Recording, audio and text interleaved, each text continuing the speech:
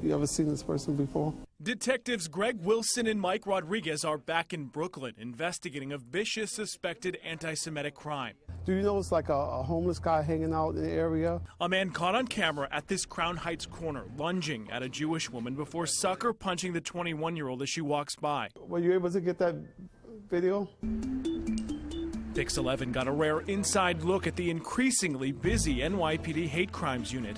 Today, they're canvassing Kingston Avenue for evidence and witnesses. They might recognize him from the neighborhood. The veteran cops are 2 of 24 detectives working for the task force, which saw a sudden surge in bias crimes last year. The majority of cases, 52%, were anti-Semitic crimes. Time and time again, we witnessed horrifying attacks, beatings, and vandalism against Jewish people. A hate crime has to go up to the highest levels of the police department. Deputy Inspector Mark Molinari oversees all hate-based investigations. He also saw more attacks against black and gay communities as well.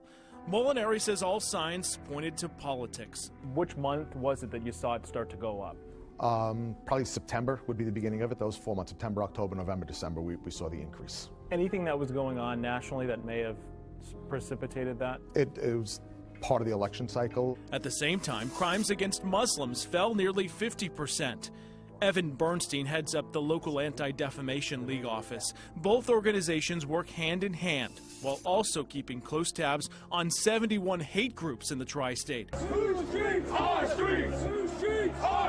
Many have largely gone underground and online since Charlottesville. Bernstein credits the outreach efforts by the NYPD and community policing approach for stemming the tide of hate that peaked in the 90s. There's been a lot of progress in Brooklyn since the Crown Heights Riots, a lot of progress, but clearly there needs to be even more dialogue.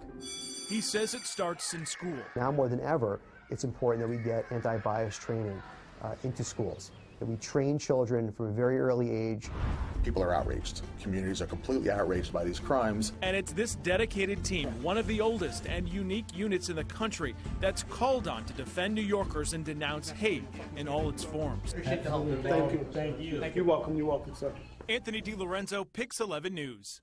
All right, so we checked with the NYPD, and in the first month of 2019, hate crime cases in the city, they are up a staggering 78% from last year. Eye-opening. Absolutely.